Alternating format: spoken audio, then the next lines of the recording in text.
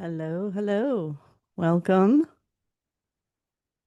Hi, Barbara. Hi, John. Hi, Rebecca.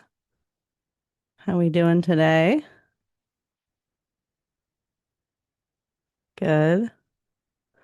If you want to, and totally don't have to, if you want to tell me a little bit about who you are, either you can unmute or type in the chat if you like.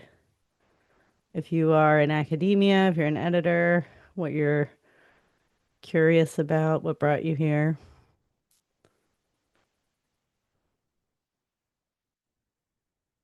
Anyone brave?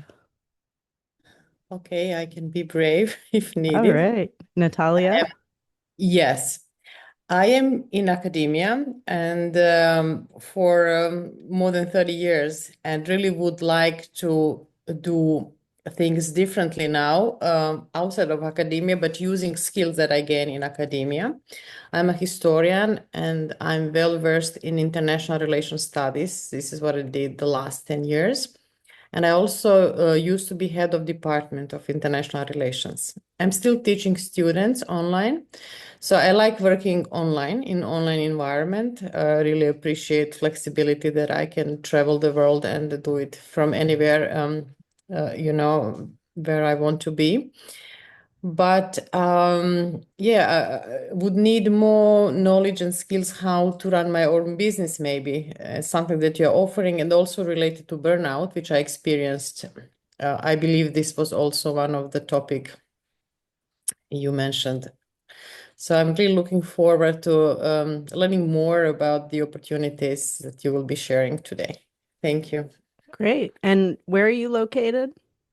I'm located currently in The Hague in the Netherlands, but I'm Okay. coming from Croatia. Oh, And I wonderful. did have international life. I also lived in United States for 5 years, and I'm teaching in Uzbekistan online. So yes, I Wow. have quite global experience. Yes. Wonderful. Anybody Thank else want to say hi before we get started? I can say hello. Hi, I'm Rebecca. I am finishing up my PhD and trying to figure out what's next. I've been listening to your podcast, which has been really helpful for me, and I wanted to come to one of these sessions. I do apologize. I'll have to leave at 11:40 for a doctor's appointment, No problem. but Yeah. yeah, I'm in my last year PhD. I'm in the field of religious studies and already experiencing pretty hefty burnout and a lot of confusion about the future. And just, I started my program in fall 2019, and it has just been a really rocky road. So I'm really trying to figure out next steps. And um, starting a business or more entrepreneurial routes is definitely um, high on the options right now, but figuring out what that looks like. I have done some editing. I really enjoyed it. I think from what I've done so far that I'm good at it. I'm detail oriented in a way that works out well with it. So this is definitely one route I'm considering, but also just doing a lot of exploration at the moment. Great. Well, thank you for being here. Um, I'm going to jump in and I'll share my story first, and then I'm going to talk to you a little bit about what editing and coaching look like in the day to day, because I think that can be sort of a black box. Like we're all trained to be academics, and like we kind of have always assumed that's what we would be, and we don't really know what life looks like outside of that space. And having a business can be kind of or having this kind of business can be kind of unclear of what it's actually like. So I'll talk about that a bit. I'll tell you about my program, becoming an academic editor or coach. And then I want to open the floor for discussion. I want to hear questions from you, worries from you. I know how hard it is to make this transition and to start navigating this path out of what you thought you were going to be doing for your whole life. And so I think these conversations, when I have these events, are really helpful for people to kind of just be in a space with other people who get it and to talk about that without feeling judged. So let me go to my slides here. And if you have any questions, please feel free to put them in the chat. I will come back to them because I'm terrible at navigating the chat and trying to talk at the same time. Um, so I will come back to them now. I'll take a quick look at them. Okay, can you see the presentation slides? Yes. Perfect, thank you. Okay, and let me get my, in case anybody shows up. There we go. Okay. So, if you've heard the first episode of my podcast, you've heard a little bit of my story. So I'll just tell that briefly here. I'm Paulina Cossette. My company is Acadia Editing Services. And as I said, the goal of today is to show you that you are not alone, that you don't have to stay miserable forever.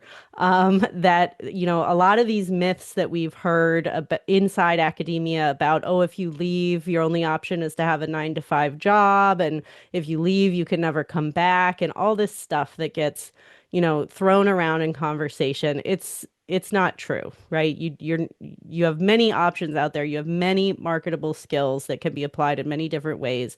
And so if you take one thing away from today, that I want it to be that this stuff that we hear in academia is not true. You have plenty of other options out there for you.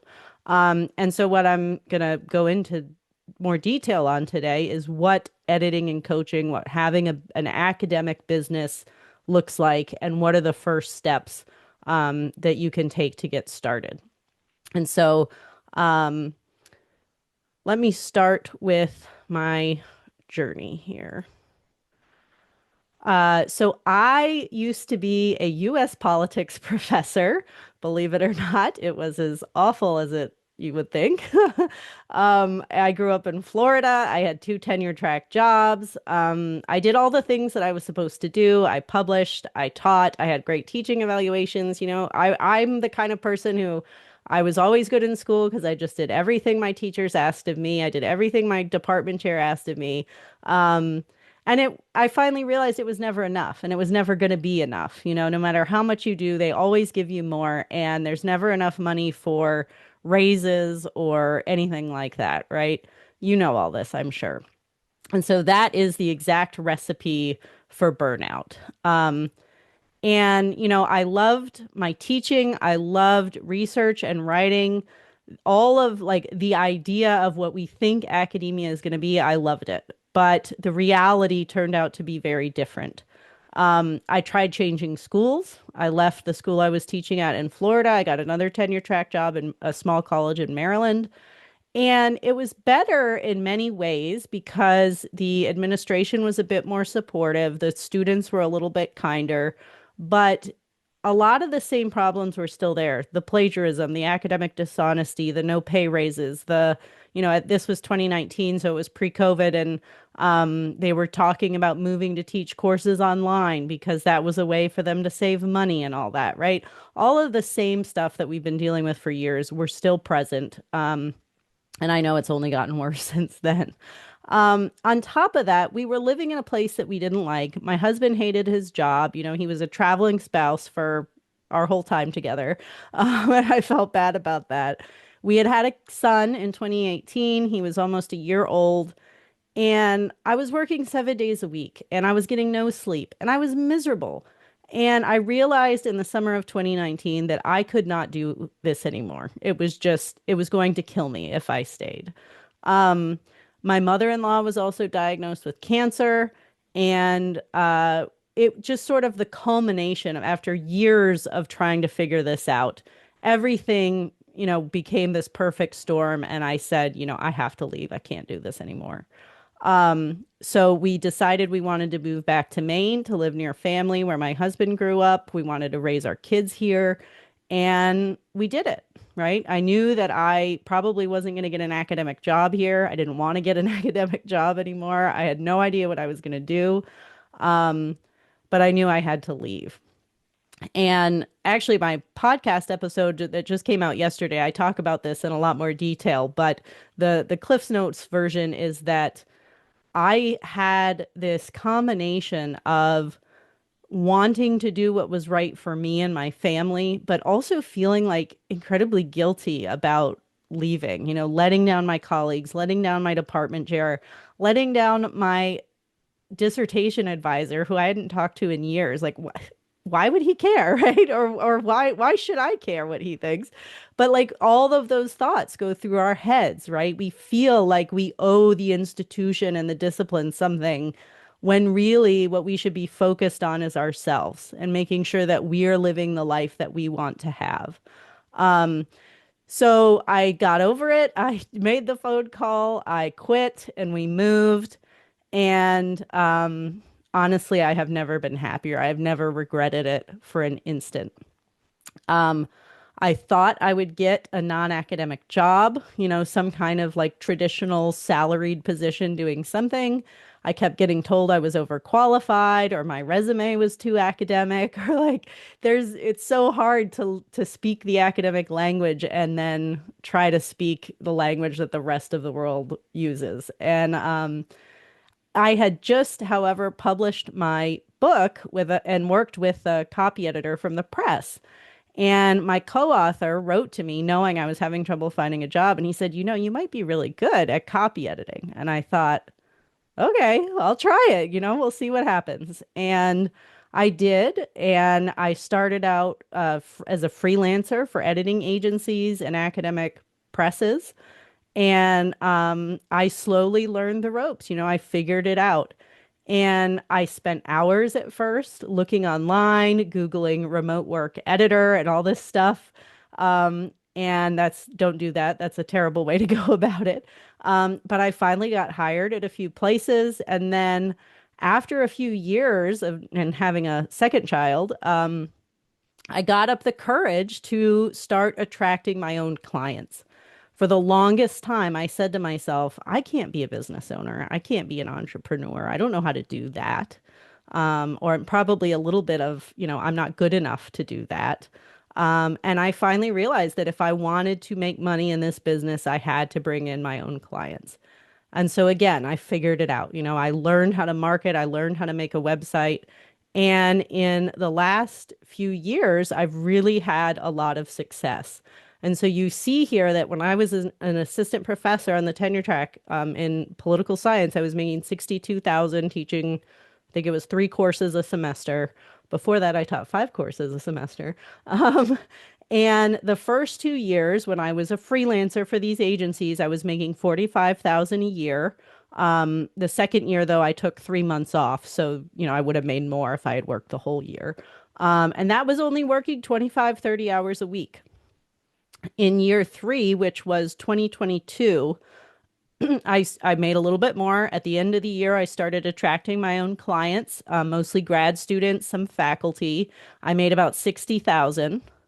2023, I hit 75,000, still only working 25, 30 hours a week at the most. Choosing my hours, not working weekends, not working on vacation, which is, being a professor, you always take your laptop with you on vacation, right? And then last year was when I really had tremendous success. I grew up with a single mom who made $15,000 a year. I never thought I would make over 6 figures or 6 figures. Um, and so this was a dream come true for me. I worked at the most 30 hours a week and I made about 105,000 last year with editing and a little bit of coaching. Um, and so that is my story, right? That this is to show you that it is possible, that you can leave academia and have another life. You can garden on the weekends like I do. You can spend time with your family. You can live wherever you want. You can have all these things that we for so long have told ourselves well, this is just the way it is. This is just how life is. I have to work on the weekends. I have to work 60 hours a week. I just have to. Well, you don't have to, right? You don't have to. And frankly, if you look at other people in the world who are outside academia, they don't do this either, right? Um, but again, if there's one takeaway, it is that you can have a life that you love and make good money, and live wherever you want. It is possible. So let me go on to, like I said, I'm going to start by talking a little bit about what it looks like to be an academic editor or coach in terms of the day to day. And then I'm going to walk you through this exercise to help you figure out your niche. We're going to talk about if you were to start a business, who would you want to work with? And what problems would you help them solve? Those are kind of the key questions that you need to answer when you're first starting out, kind of to dream about this, right? To figure out what would I want to do. Um, then I'm going to share some information about my group program, and over 60 people have enrolled in the last year. They are starting their editing and coaching businesses right now. Many of them are fully booked out with clients. They're buying their dream homes. They're moving back to live near their families. And so this is not just me, right? This is many, many people who have followed this process that I've gone through, and they're replicating the results. And then after that, I'll open the floor for the Ask Me Anything. Any concerns you have, this is a safe space. You are not going to be judged. Please feel free to share. Okay. So, very briefly, there are two main types of editing. If you talk to a professional editor, they'll rattle off very fancy definitions of 18 different varieties, but these are the two main types that you need to understand. One is developmental editing. This is looking at the big picture of a manuscript, usually a book because it's longer, um, and assessing the manuscript to check for things like is there an overall thesis that's clear? Does each chapter have a clear thesis that supports the main argument of the book? Is there enough evidence? Is the organization and the structure set up in a way that makes sense, right? All of these kinds of big picture questions that an author needs to know before they try to get published. And this can be done on articles or dissertations or anything like that. It's just usually we see it with books. Then we have what's called copy or line editing. And this is more of like the red pen edits. To be a copy or a line editor, you need to have a strong grasp of grammar and spelling and punctuation and all those details. You need to be able to read through and revise a manuscript. And this can be journal articles, conference papers, dissertation, books, book proposals. It could even be job market materials. I've done a lot of work for academics who are on the market and they need help with a cover letter or research statement or anything like that. Um, and this is revising for, correcting all errors, grammar, spelling, etc. It's also formatting to meet the submission guidelines for the journal or the publisher. So setting headings and all that kind of stuff.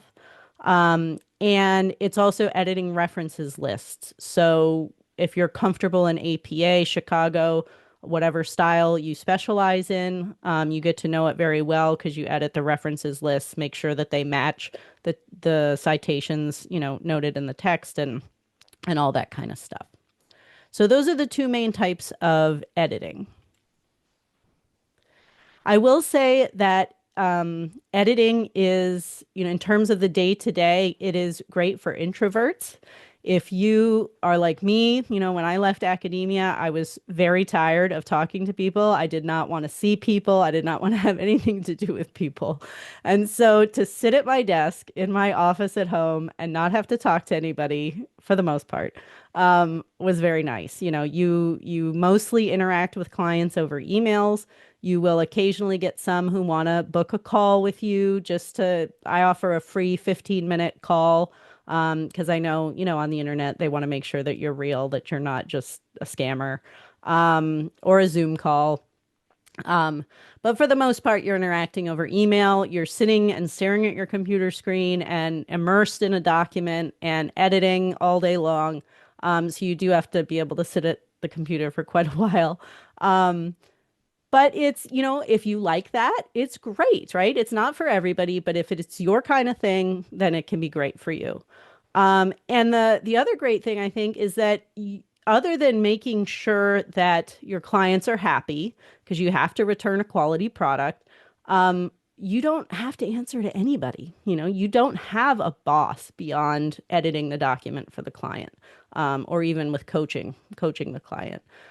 You're on your own. You work when you want. If you want to work in the middle of the night, you do it. If you have kids and you need to get up like at 4 a.m. and do it, great. But for me, when I'm editing, I work between 8 a.m. and 1 p.m. I quit work at 1 o'clock every day.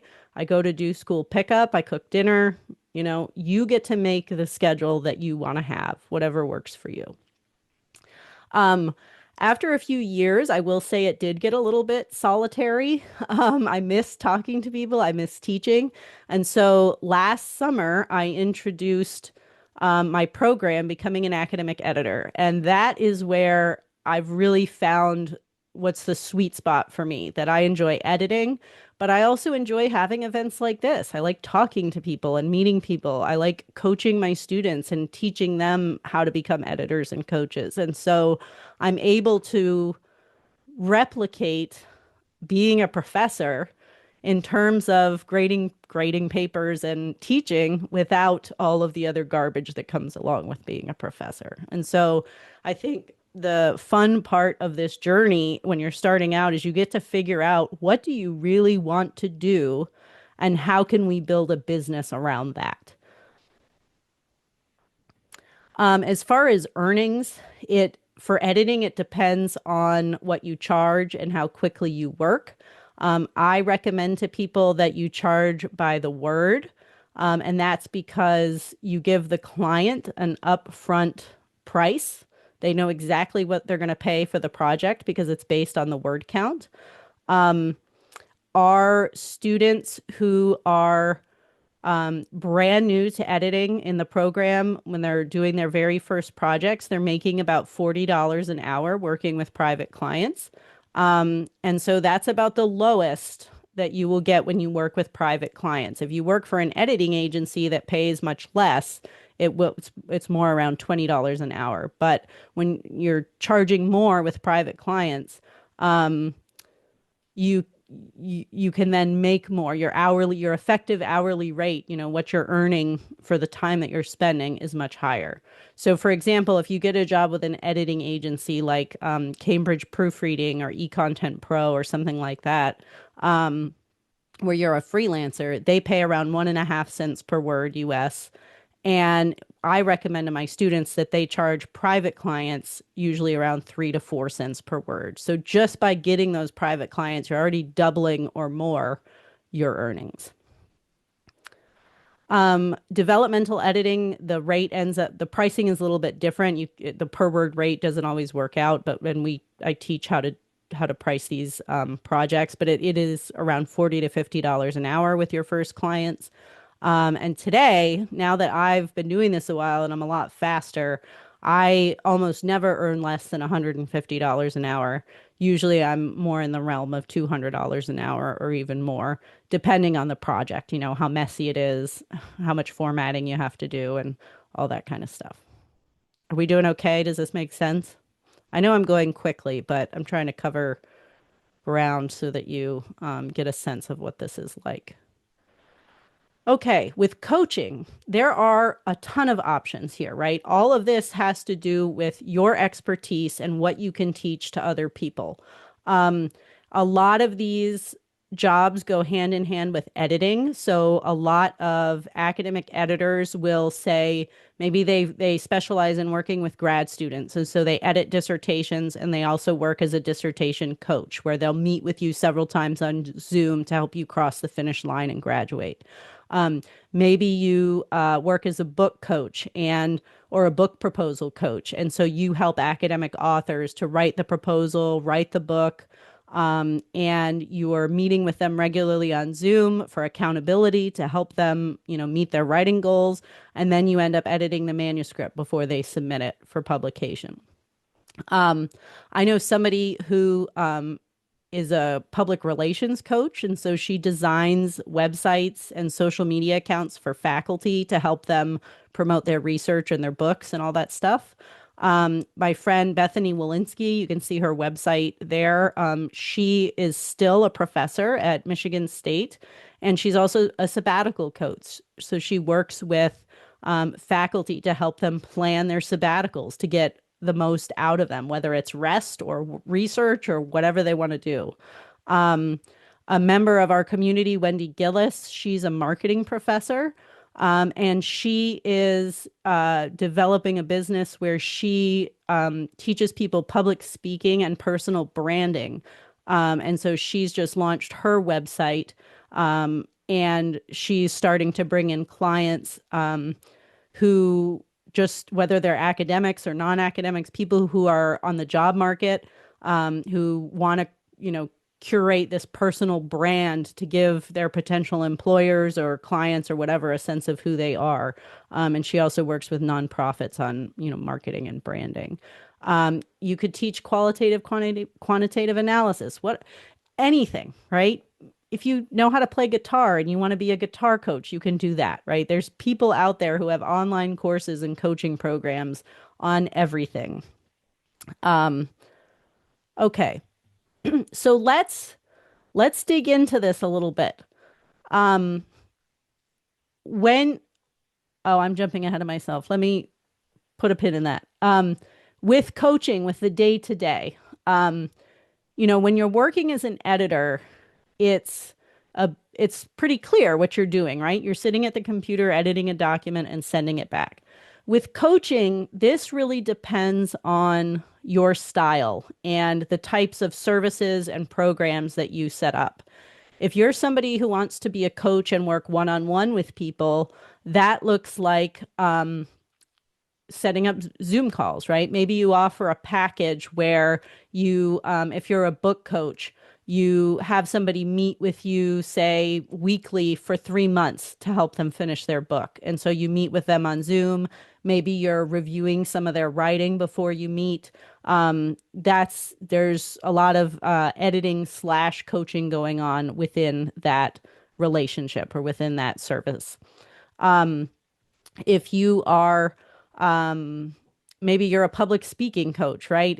You would meet with them on Zoom and walk them through how to write their keynote speech or something like that, right? So it totally depends on what you're coaching on and how you set up a package with the clients, how frequently they want to meet, and all of that.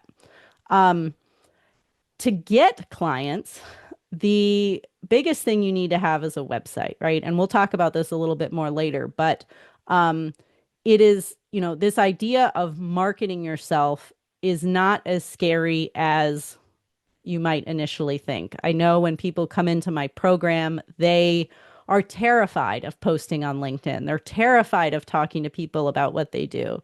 And I think, as academics, we are always bracing ourselves for criticism or for, peer review, right? We're waiting for somebody to tell us how we're doing everything wrong. And the rest of the world isn't like that.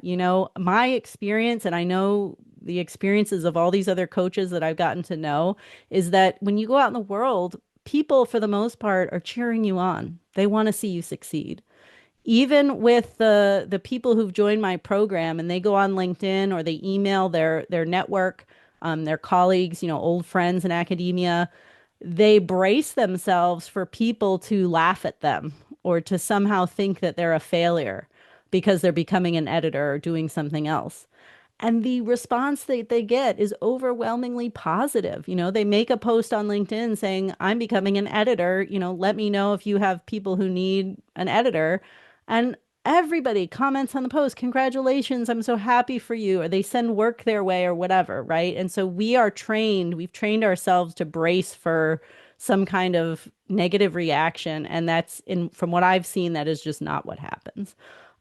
So when it comes to marketing, You are not a used car salesman. You are not twisting anybody's arm to hire you. Um, what marketing is talking about what you do in front of people who might be interested in working with you.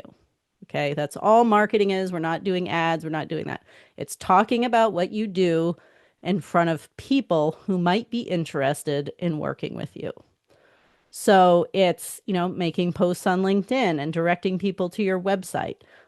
It's sending emails to people in your network who you think might be interested and asking them to share it. It's handing out business cards at conferences, right?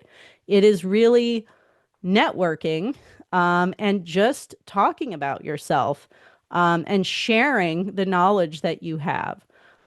So just don't worry about that. This is what we do in my program is I show you exactly how to do it. There's many ways to market yourself. Um, whether you prefer to blog, whether you like social media, whatever you want to do, as long as you're putting yourself and your business in front of people who might be interested, people who you can potentially help, that's all that matters. Okay. So I talked about this a little bit. I'm going to skip ahead. So let's dig in here into these two questions.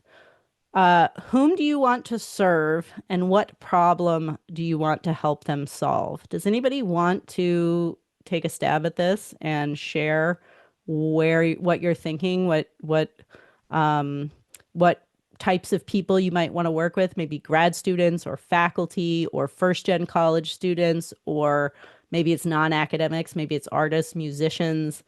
What's on your mind?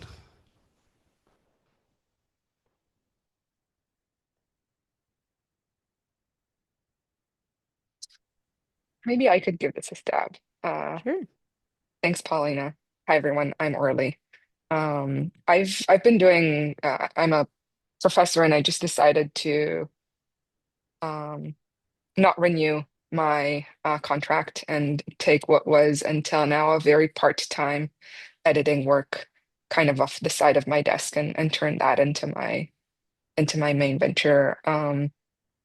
And one of the things I think I realized both as a supervisor and as a researcher and an editor is I work with life stories. I mostly work on autobiographies and studying people's testimonies and how they're taking up in the public sphere. And so I work a lot with archives and survivors and people who, in their research and in their studies, sit with more difficult knowledge, with more difficult experiences. And I realized that that's the kind of editing that I would like to continue doing. That's the kind of developmental editing that I would like to continue doing because it takes my research and allows me to apply it outside of the university, but also that I think in doing this research for the past 12, 13 years, there are some certain approaches or concerns that this kind of work requires, and that I think I have both a good training and a good kind of mentorship frameworks for. Um, and so one of the things that I'm kind of trying to figure out now um, is how to make that, I guess, marketable, or like how to clearly articulate this niche. Um, and within academia, it's a little easier, like with academic writers, it's a little easier to articulate that niche. But how do I do that with people who work in libraries or museums or archives and kind of open myself up to those other writers, as well as to people who are just, writing their life story, because I also work with nonfiction, not just with academics. So those have been some of like the questions that I've been trying to figure out. I think it's clear to me who I want to serve, and why I want to serve them, right? Because more traditional editing doesn't necessarily work, or doesn't necessarily support folks who are working through intergenerational trauma, who are working through um, difficult experiences in their writing. Um, and then the problems that I'm trying to help them solve are more both the organizational and structural, but also how do you work through this process, right? How do you get yourself through this process and kind of writing? So it's always been a combination of editing and coaching. Yeah, I love this because it's a very specific niche, right? And that's what we Yeah. want. I think when people start out editing or coaching and they just say, "Well, I want to be an academic editor." And I did this. I absolutely Mhm. fell into this when I was starting out and it was a mistake. But um when you try to go too broad, a lot of the times people are afraid that they're going to lose out on clients, you know. And so Yeah. they don't want to niche down. But the thing that you want to do, which you've articulated very well, Orly, is that you have a specific specialty, right? And your specialty is wonderful because it's supported by your own academic training and experience. And so Mhm. that's sort of that lends credibility to your business, right? You can say, look, I'm an expert in this, and now I'm taking it to a different Yeah. venue or a different Yeah. context. And so I think the key with something like that is first you need a website, you know, your I call it your home on the internet so that people can find you and so that you can direct people there, whether you're handing out business cards or posting on social media or blogging or whatever. You want to direct people to your homepage. Um, and you have to very clearly articulate in that space at the very top of the page the answers to these two questions. Who do you serve and what problems do you help them solve? And I have, I think of these things in sort of academic terms. So as academics, we're all familiar with the so what question, right? That your research, you have to answer the so what question in your research. Well, on your web page, the hero section or the header, which is the very top of the page, has to answer the so what question. And when we break that down, that's exactly what we're talking about here is who do you help and how do you help them? Which is why should they care, right? Why, when somebody comes to your web page, they don't care that you have a PhD or that you have all these publications, right? They don't care. They might look at your bio later, but when they first come to the page, you have about 3 seconds to convince them to whether or not they scroll down or click away. Um, and so in that hero section, you have to come up with the language, the words, the copy to convince them that you are there for them, that you are the person who's going to help them solve their problems, who's going to be their painkiller. Does that make sense? And so Yeah, that that's makes perfect sense. Yeah.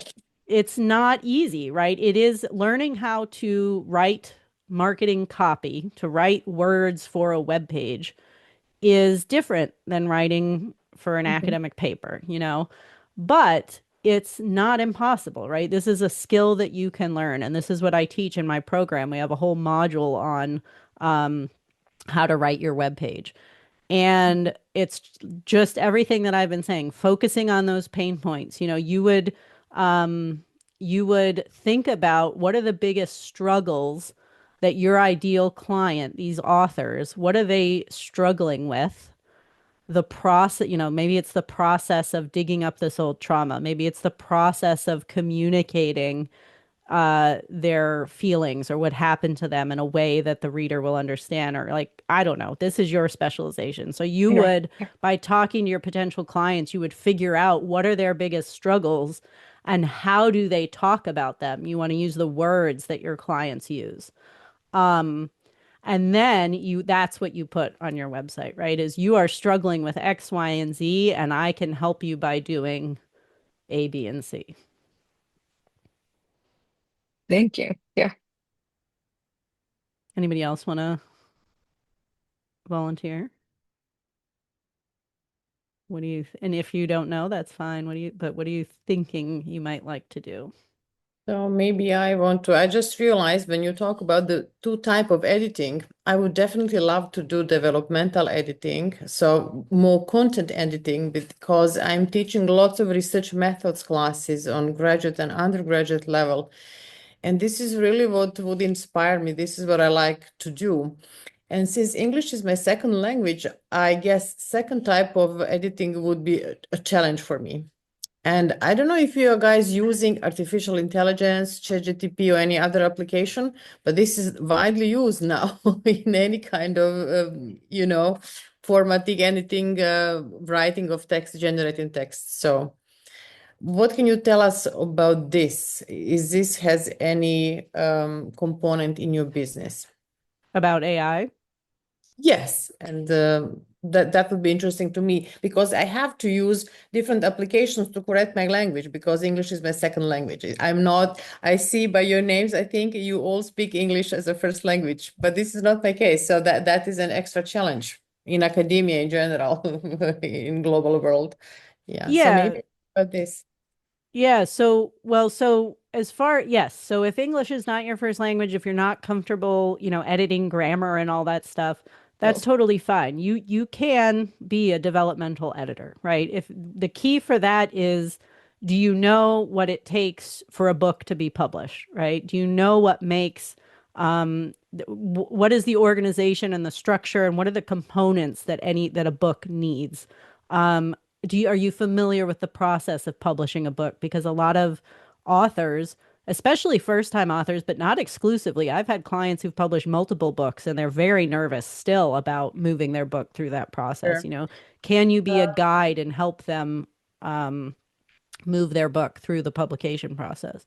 Um, for AI, I mean, you guys see this more than I do if you're teaching, right? With what students are doing. And um, what I'm seeing from the professional editor perspective is that there are a lot of people whose first language is not English, and they're using it to either write their papers for them or to translate for them. Okay. And as we know, or I hope you know, it is ChatGPT and AI models are terrible at writing and at editing, right? They are Mhm. taking the most commonly used words and phrases and putting them together, right? I use ChatGPT and Claude for marketing because it can help me generate ideas for posts and things like that. But Mhm. it's tough, right? You really have to train it to understand your voice. I would never use it for like writing a blog post or anything like that. Mhm. Certainly not academic work. Um, Mhm. and so what I think we're finding out is that there are people out there who are using these tools because they think it will help them, but it's still producing slop. And so they're still having to go to editing agencies or other companies and get their papers edited. But at the same time, these are not people who would hire professional editors or coaches anyway, right? These are people who are grad students who don't have funding, right? Who don't have the money and weren't going to hire a professional editor anyway. And so I have not seen a slowdown in clients. I've stopped taking on private clients in the last couple months because I'm focused on this course. But um, I still have plenty of students who are fully booked and who are not having issues. And that's because the people who were hiring editors 2, 3, 4 years ago are still hiring editors, right? Um, I'm not sure if that answers your question, but Yes, thank you very much. Yes, yeah, thank you. and I've tried to train ChatGPT to do things like format a references list for me, and it can't even do that, because like what a dream it would be to put in a references list and say format this to APA 7, and it can't do it. Mm-hmm. So I'm not concerned about it. I'm not using it in my editing. Okay, But yeah. great. Thank you. Anyone else want to throw out an idea before I go on?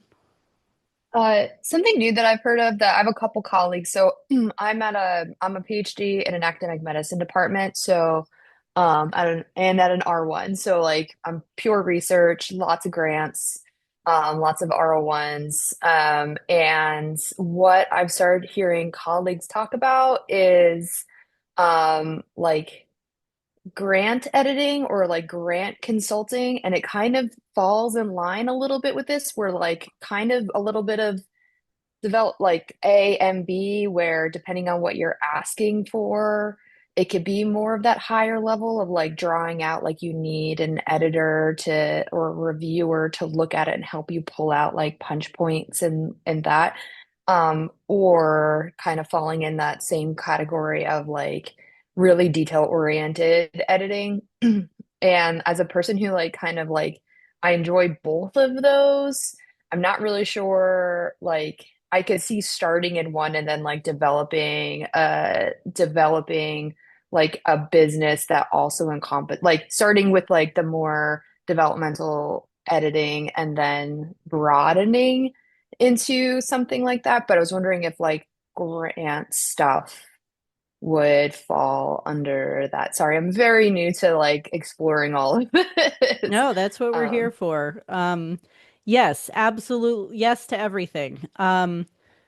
There's somebody I'm going to tell you about in a minute. She was in our first cohort that we started last July. Her name's Laura Wasilenki. Her website is Dr. Laura Editor Coach.com, I think is what it is. She does exactly what you're talking about. She's not in medicine. She was a chemistry professor and she burned out and she left. She retired early because she was just fed up. And she joined the program, and that's what she specializes in. And she had a history as a professor of winning all these grants and having a lot of success. And that's what she does now is people in the sciences come to her and she reviews their applications. And I'm a social scientist. We didn't really, I didn't do apply for grants, so I don't know all the lingo, but that's her expertise. And so, yeah, you can absolutely, if you have a track record of success in this area, you can work with postdocs or PIs or whoever to help them in both a developmental editing type capacity where you're sort of evaluating, the structure and the components of the application, or even as a copy editor, making sure that you're proofreading it and making sure that it's a clean application. So you would want to emphasize on your header, talking about the hero section and the header and all that and your messaging, emphasize that you're in STEM or medicine or whatever you're doing and that you're focused on grants. Think about what are the struggles that these potential clients are going through, finding the time, right? Articulating why their research matters. I always that's so what question, right? Like why should this be funded? Why is this important? Why now should it be funded? And so thinking about those pain points and those struggles, framing it in the language that your potential clients use, and then saying, here's why I can help you, right? I have X years of experience in this area. I've won X million dollars of grants. I know what it takes to get published, and I can help take this off your plate, that kind of thing. That's another great niche to go into. Okay. We'll anybody feel free to jump in if you have a question or want to throw an idea out there. And I'm happy to help you work through it. So as you are thinking through these questions of who do you want to work with and what problems do you want to solve, let me give you some of these next steps beyond what we've just talked about. Again, as I said earlier, you have to define your niche. You have to get very clear on who you're speaking to in any of your messaging, or marketing, whether it's your webpage, blog posts, social media posts, if you give workshops to people, right? You want to be very, very clear about who it is that you're helping. Now, I get it. When you're starting out, you don't really know, right? You're figuring this out, and that's fine. But a web page is editable, right? You start with one hero or header section. You start with certain language that you're intending to target to your audience, and you revise it, right? As you get clear, maybe you realize that you hate developmental editing and you actually want to be a copy editor. Or, maybe you don't want to work on grants and you want to work on books, or right, whatever happens, you can change it, right? It's your business. You get to decide. So you make these changes over time, always cleaning things up, always refining, always trying to get clearer on who it is that you're trying to serve and how you're helping them. I've mentioned the web page, but I want to reiterate that it really does not have to be that complicated. You don't need a website with 10 pages and submenus and all that. In fact, don't do that, right? Keep it as simple as possible. Start with a homepage. Start with that hero and that header section that I was talking about, where you very clearly state what problems you're solving for people. Then, have a little short one paragraph bio section towards the bottom and a contact form that asks, how can I help you? I also tell all my students to put on that contact form, where did you hear about me? Or how did you hear about me? Because when you're starting out and you're marketing, you want to know what's working. Is it Instagram or LinkedIn or whatever? So start with one page, right? And we all have a tendency to say, oh, it's not perfect. I'm not going to share it yet. Just share it, right? We're trying to be 80% good when it comes to marketing. If you're 80% of the way there, that is good enough, right? It will get better. You will learn this skill. It does not have to be perfect. So don't use that as an excuse not to start. Just start because that's how you're going to learn. And like I said, in my program, I walk you through how to create the web page, how to write the language, how to decide on these pain points, all of this stuff from what I've learned in marketing.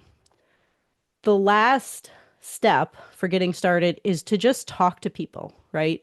Share your message. Tell people in your network what you're doing. Start being active in Facebook groups that are related to your topic. Maybe you could find grad student groups or academic groups or whatever. Post on LinkedIn.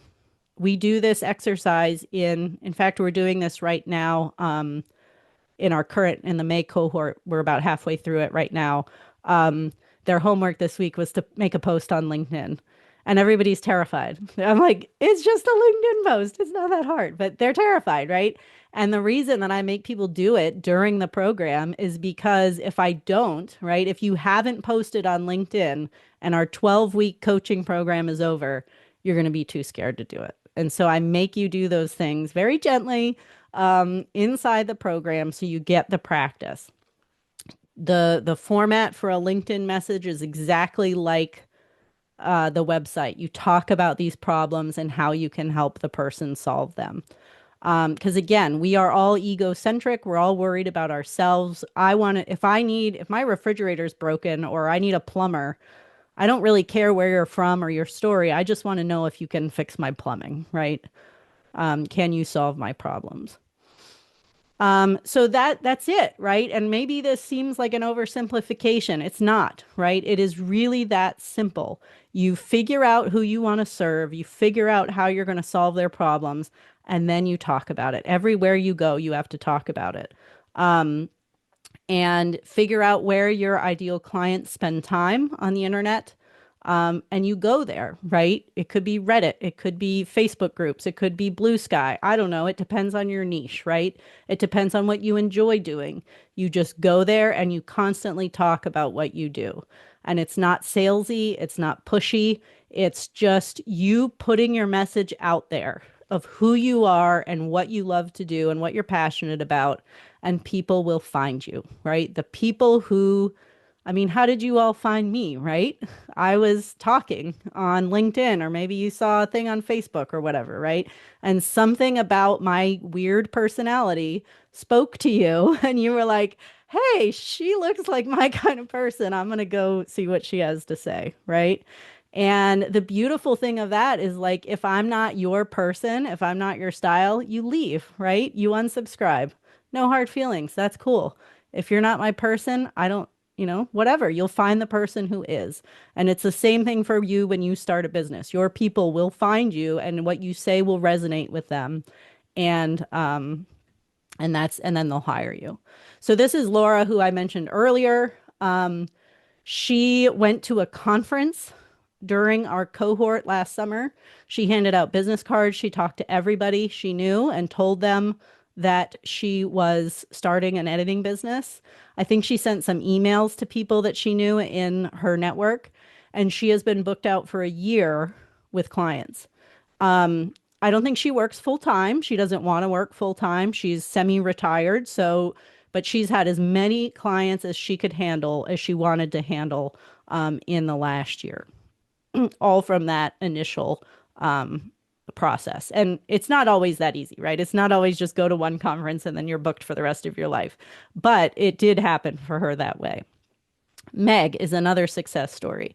If you want to hear her full story, you can go to episode 30 of my podcast. I interviewed her, and she talks in that episode about several things she's done. She's become a member of the Editorial Freelancers Association, the EFA. When you do that, they let you create a profile page on their website and their directory. She's got a lot of clients that way. I think she's been in some Facebook groups and stuff. She also is booked out. Within 2 months of finishing her cohort, she's fully booked and has to turn clients away. She does both academic editing and creative writing editing. So she works with a lot of fiction authors as well.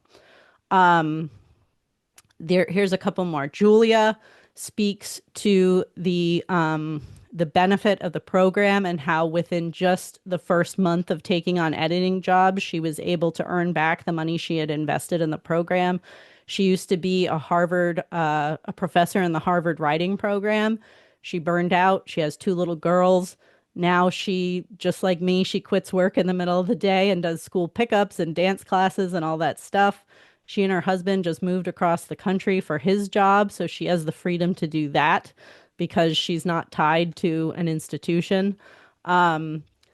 Lisa is a computer science professor. She's still teaching, and she was hired by two editing agencies and a publisher during her cohort this January. I have a list of available editors. It's acadiaediting.com/editors. You can see members of the program. You can put your website up there. And she has also been booked out with clients, both editing and coaching. And the last one that I will show you is this message that I got a couple weeks ago from somebody in the community. And she said, I'm going to the U.S. Virgin Islands tomorrow, and I'm paying for it with the first $1,000 I earned from editing. And I saw that message, and it got me, it really got me because this is why I do what I do, right? We spend so long in academia being miserable, and then to see the joy on people's faces, to see the joy that they experience when they get that first client or they make that first $1,000 or whatever, and they can go and live the life that they've always wanted. It's amazing, right? Because I thought for so long that it was never possible to be happy, that I would never be happy, and that academia was just the way it was. And yet here we are. It's not just me, it's, 60 other people who are going through the same experience. So I will tell you very quickly about the program and then I'll shut up. We can go to more questions. I'll put a link to the page in the chat here. I just turned 40 last week, so I am celebrating this birthday. And it's also, as I said, the first anniversary of our program. And so I'm having a big sale this week. There's several free bonuses that you can get if you decide you want to enroll in our September cohort. I'll tell you about those in a minute. So you get several things if you decide you want to join our group. One is the self-paced course, right? This is 6 modules of videos where I walk you through everything that we've talked about today. And if you go to that website, you can see a list of all the different modules and what's included. But we start from the very beginning, deciding to leave academia, changing your identity from being a professor to being an editor. How do you decide on your niche? How do you craft your website? How do you make LinkedIn posts, right? Everything. The course is all about how do you get started and launch your business. I don't teach you how to edit. I don't teach you how to coach people, right? But I teach you all the stuff you need to know, starting an LLC if you want, contracts, invoices, all that stuff. Whenever you enroll, you get lifetime access immediately to those materials. Then we start our next cohort the first week of September. It is a 12-week group coaching program. So we meet once a week on Zoom for 60 minutes. The group gets together. The sessions are recorded. So if you can't make it sometime, I send out the replay. It is just your cohort, just the September group. There's 5 spots already taken. I expect we'll have around 15 to 20 people in this one. But it is very much a small family type setting. There's enough time that you're able to get your individual questions answered. We work through all this material. We get to know each other. We go at the pace that the group needs. In March, the group was like most of them had already left academia, so we didn't talk much about that. We just got right into the business stuff. The May cohort is struggling a bit with the idea of leaving academia. A lot of them are um, they they're having a hard time, right? It's hard, right? It's hard to figure out how to develop that identity outside of academia when you're used to that. So we're spending more time on that. Um, it's very flexible. You also get lifetime access to our Slack community where you can ask questions any time of day. You can get answers.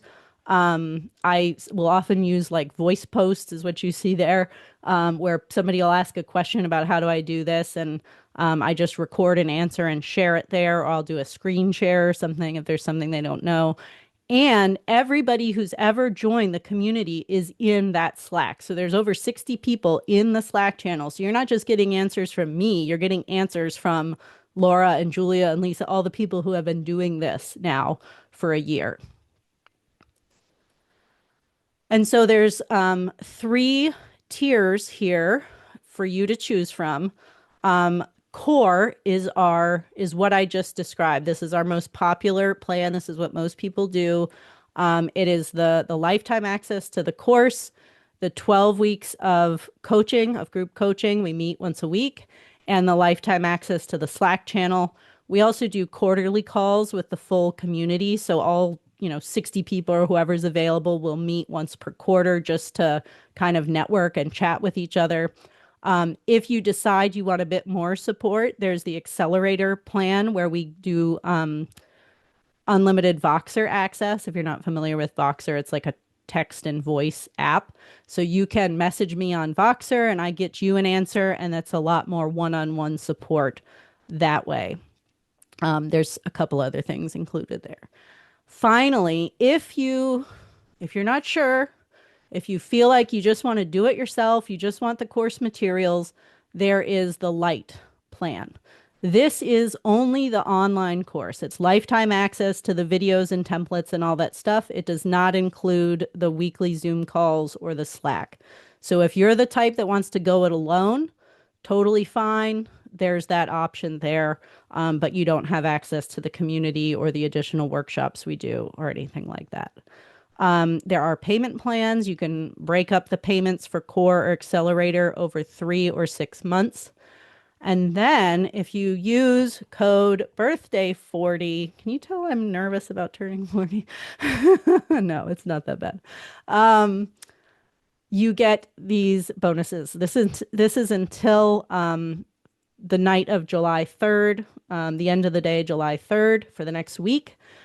If you enroll in Core and you use code birthday40, you can get either a free upgrade to Accelerator, which is worth $500, or you get free enrollment in my my mini course, Essential Skills for Academic Editors. This is a over-the-shoulder screen shared walkthrough of how to use Microsoft Word as an editor. So I walk you through formatting and editing a dissertation and a journal article so you can just follow along. I know you all know how to use Microsoft Word, but there are some things like setting styles and creating a table of contents and all that stuff where I just walk you through it. Normally that's $200, but if you want to choose that option, you can get that for free, and that's lifetime access to that. As well, with the light option, you can get the free enrollment in the Essential Skills course. Any questions about any of that, or if you want to chat about your ideas or questions about editing or coaching or anything, let me open the floor for you.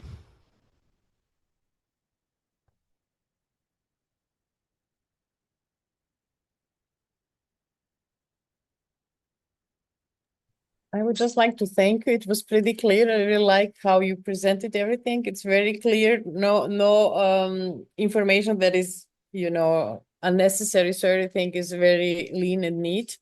I just want to tell you that I would need to leave soon, but I really appreciated the time that you put in this session, and I really like it. So I will find my way to stay in touch. Thank you very much. Thank I you. really Thanks for enjoyed the being session. here.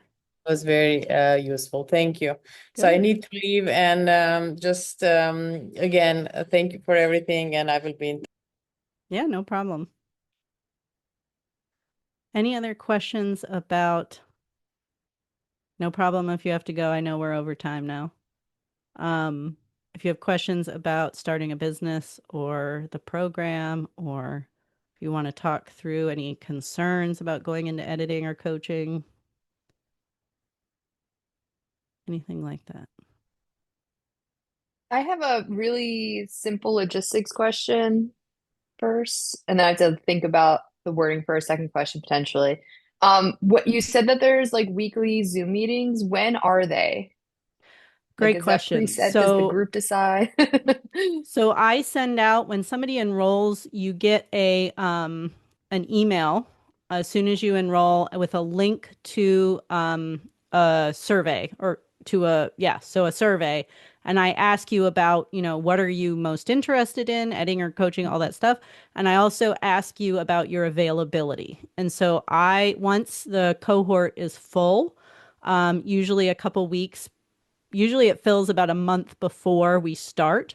And so within a week or two of that, I look at everybody's availability and I choose the best time. Um, I think there was one cohort that somebody like couldn't make a couple of the meetings, but I've been pretty good at finding that magic time. Obviously I'm on Eastern time here in Maine, so for anybody who's around the world, consider that. But as I said, I do record all of them, and the replays are available if there is one time that you can't make it. Usually they're like midday Eastern time. Cool. And then do you have, I think you said that like your last cohort, or maybe this current cohort, it's a lot of folks who have already left. Just thinking about like the makeup of your previous cohorts, is this something that a lot of folks do and kind of like ramp up to leaving an academic position? Is it something that they've kind of maybe they went to like medical writing or some other kind of thing and they're like, I know that's a pretty broad question. Just trying to think of like logistic feasibility, kind of that stuff. Yeah, so it's a mix. And I would say that probably a quarter, I'd say probably a quarter of the people, like of the 60 plus people in the whole community, I'd say about a quarter have already left and done something else. So, like, there are people who've gone into non-academic industry roles and they realize they don't like it and they want the flexibility again. Hmm. Um, there are, I would say probably half are like on the verge of leaving or have just recently left. So we have probably a handful of folks who just finished their PhD, and are doing this instead of going on the academic market. Or they're like the ones that I mentioned, like Laura, who knew she was leaving, enrolled in the program, and then like left, quit a month later or something like that. So they're like right on the cusp of leaving.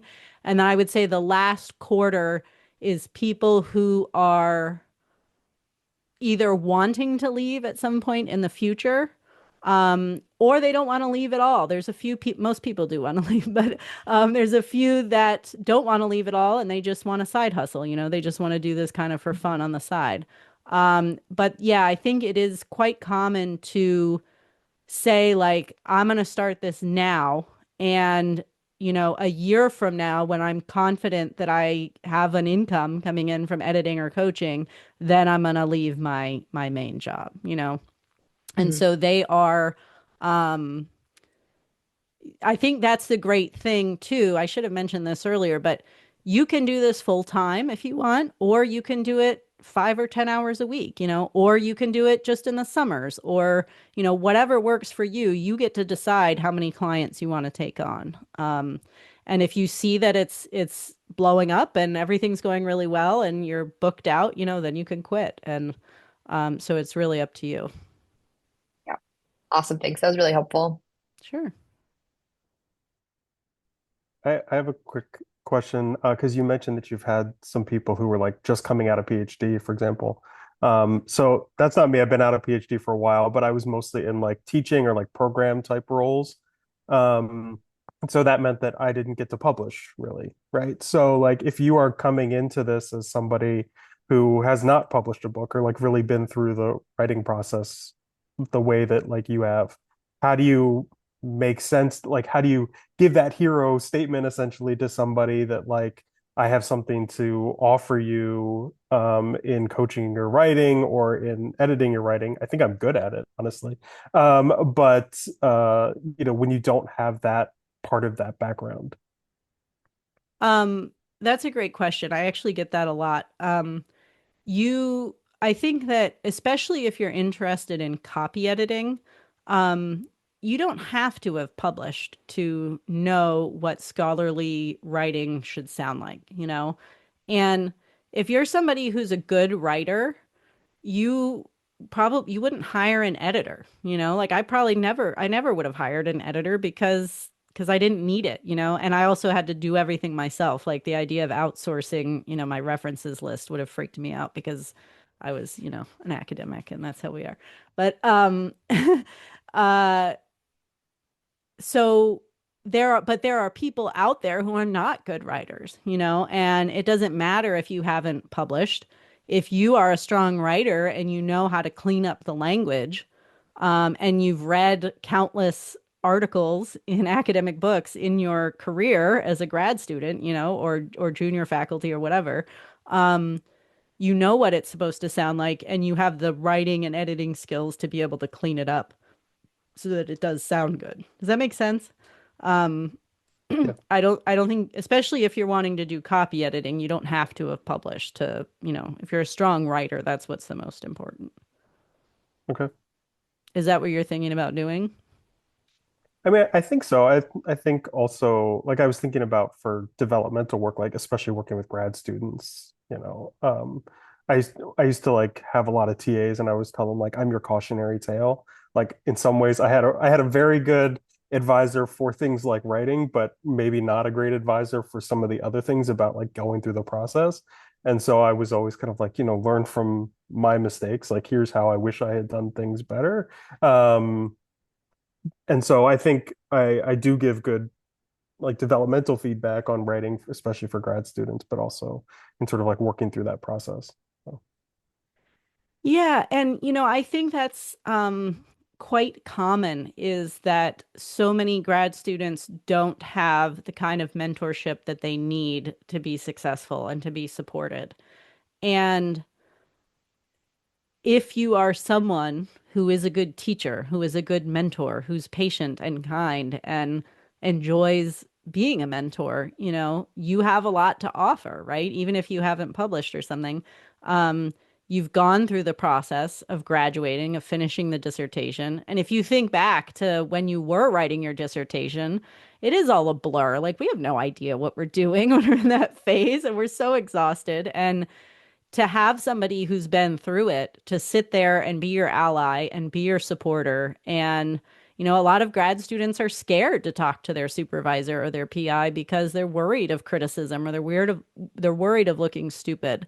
And to have a coach be there and support them and guide them without being judgmental is that can change somebody's life, you know, that can help them finish when they might otherwise quit.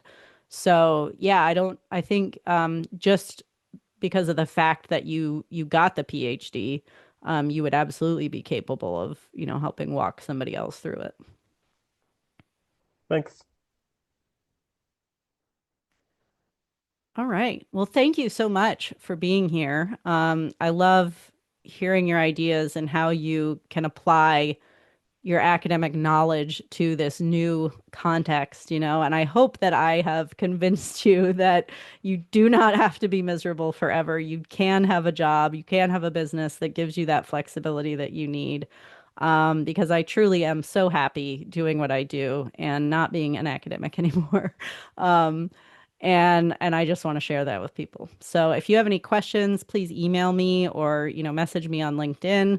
As I said, that those upgrades will be until the 3rd, and you'll get some emails about them as well, along with the replay. I'll send that out later today.